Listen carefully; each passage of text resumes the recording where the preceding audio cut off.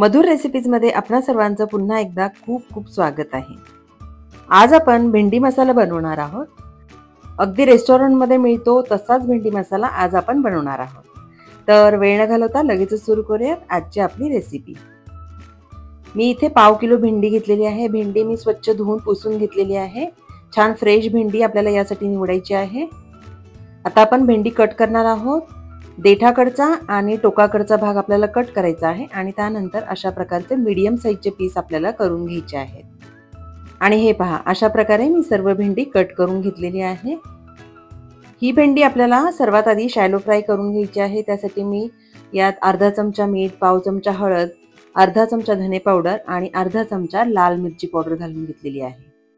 त्याचबरोबर मी यात 1 चमचा बेसनही घालून घेतले आहे। बेसनामुळे छान कोटिंग येणार आहे भेंडीला। सर्व मसाले आणि बेसन भेंडीला आपल्याला व्यवस्थित लावून घ्यायचं आहे, कोट करून घ्यायचं आहे।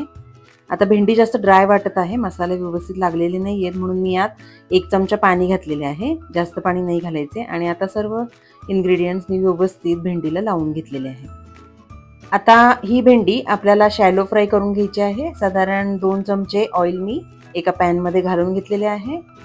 पॅन गरम झालेले आहे आणि आपण सर्व भेंडी पॅन मध्ये घालून घेतलेली आहे। आणि ही भेंडी आपल्याला बारीक गॅसवर छान 5 ते 6 मिनिटे शॅलो फ्राय करून घ्यायची आहे। आणि इथे भेंडी छान शॅलो फ्राय झालेली आहे। तुम्ही बघू शकता भेंडीवर ब्राऊन कलरचे कोटिंग आलेले आहे। आणि आता भेंडी 70% कुकही झालेली आहे। आता आपण ती बाजूला काढून घेणार आहोत। भेंडीचा मसाला बनवण्यासाठी मी इथे साधारण 2 ते 3 हिरव्या मिरच्या बारीक कापून घेतलेल्या आहेत। 1 चमचा आले लसणाची पेस्ट घेतलेली आहे आणि त्याचबरोबर 2 मीडियम साइजचे कांदे बारीक कट करून घेतलेले आहेत। 1 टोमॅटो मी इथे मिक्सर मध्ये बारीक करून घेतलेले आहे, त्याची प्युरी करून घेतलेली आहे। त्याचबरोबर सर्वात मेन इन्ग्रेडियंट आहे आजचे आपले साधारण 2 चमचे दही आपण वापरणार आहोत।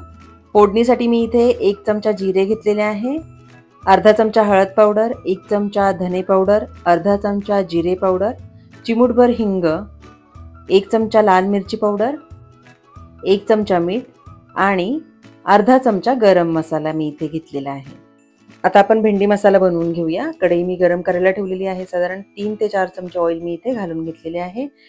तुम्ही तुमच्या आवडीप्रमाणे ऑइलचे प्रमाण कमी जास्त करू शकता। ऑइल गरम झालेले आहे। सर्वात आधी आपण जिरे घालून घेणार आहोत। जिरे तडतडले की लगेचच आपण चिमूटभर हिंग घालून घेतलेले आहे। हिंग जळू नये म्हणून लगेचच आपण हिरवी मिरची घातलेली आहे। त्याचबरोबर आले लसणाची पेस्टही घालून घेतलेली आहे। थोडेसे परतून लगेचच आपल्याला यात कांदा घालून घ्यायचा आहे।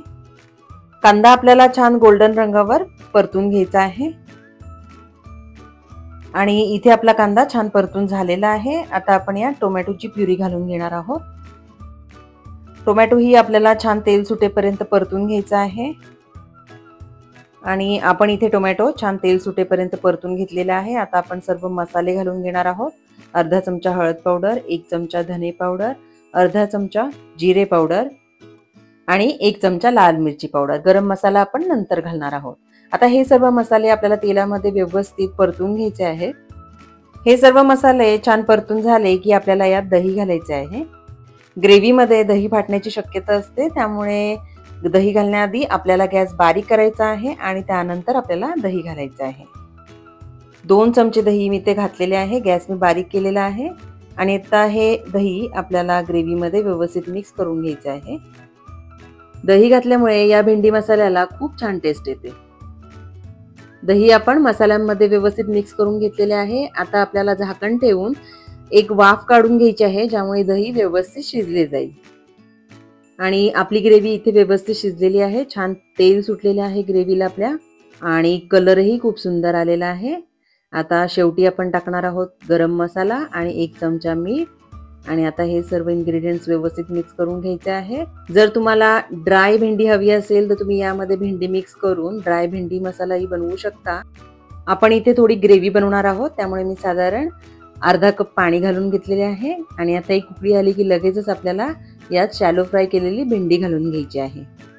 भेंडी ग्रेव्हीमध्ये व्यवस्थित मिक्स करून घ्यायची आहे। आणि आता आपल्याला झाकण ठेवून ही भेंडी थोडा वेळ शिजवून घ्यायची आहे। भेंडी ऑलरेडी आपण 70% शिजवलेली आहे, त्यामुळे भेंडी शिजायला जास्त वेळ लागणार नाहीये। साधारण 2 ते 3 मिनिटे मी झाकण ठेवून शिजवून घेतलेली आहे। आणि आता तुम्ही बघू शकताय की आपला भेंडी मसाला इथे तयार झालेला आहे। ग्रेव्हीची कन्सिस्टन्सी एकदम परफेक्ट आहे।